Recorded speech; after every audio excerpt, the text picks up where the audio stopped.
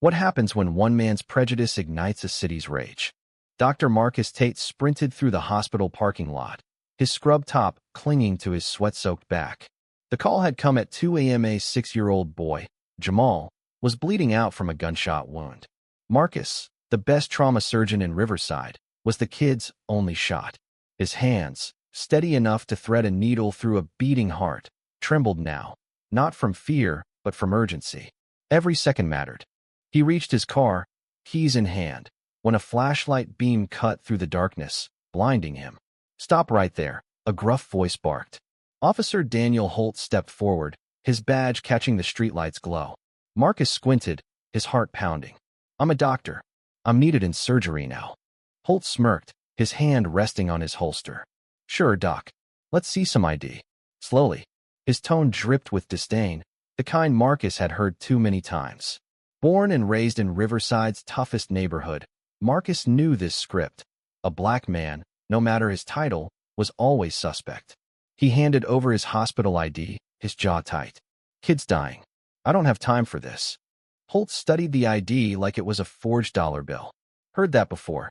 You doctors think you're above the law." He tossed the ID back, letting it fall to the wet pavement. "Step out of the car. Hands where I can see him." Marcus's blood boiled. "You're costing a kid his life," he shouted, but Holt's smug expression didn't waver. The officer radioed for backup, prolonging the delay. Minutes ticked by 5, then 10. Marcus's phone buzzed relentlessly. The hospital, desperate for his hands in the oar. Unbeknownst to Holt, a bystander, a young nurse named Sarah, had started recording from the shadows. Her shaky video captured every word, every sneer. She uploaded it to X with a caption, "Cop stops surgeon from saving a kid's life. This is Riverside."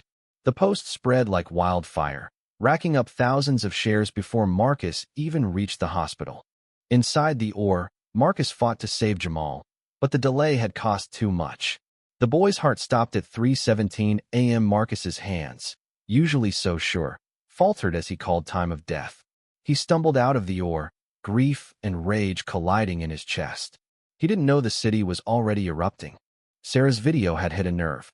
By dawn, protests swelled outside the police station. Riverside, a city fractured by years of tension, found its breaking point. Signs reading "Justice for Jamal" and "End Racial Profiling" filled the streets. Marcus, still in his bloodstained scrubs, saw the news on a hospital TV and froze. His encounter with Holt was now a citywide firestorm. Then came the twist. Sarah, the nurse, wasn't just a bystander. She was Jamal's aunt. Her video wasn't random. She'd been at the hospital, praying for her nephew, when she saw Holt stop Marcus.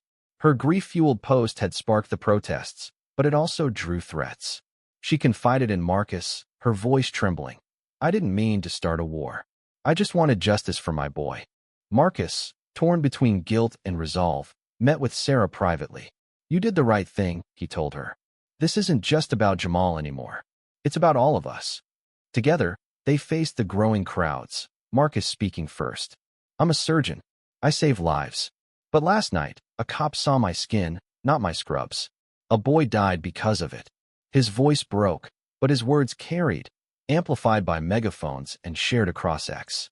The protests grew, but so did the backlash. Holt's defenders, other officers, some media claimed he was just doing his job. Marcus received hate mail, his face plastered on blogs calling him a race baiter. Yet he kept speaking, meeting with community leaders, demanding reform. Sarah, too, found her voice, turning her grief into advocacy. Weeks later, an investigation forced Holt's suspension, but Marcus knew it wasn't enough. Riverside's wounds ran deep: poverty, distrust, systemic bias. At Jamal's memorial, Marcus stood beside Sarah, addressing a quieter crowd. "We lost Jamal, but we won't lose hope," he said. "Change starts with us, here and now." The city didn't heal overnight, but Marcus's stand, sparked by one hateful delay, planted seeds. Riverside began to listen. "Yendi,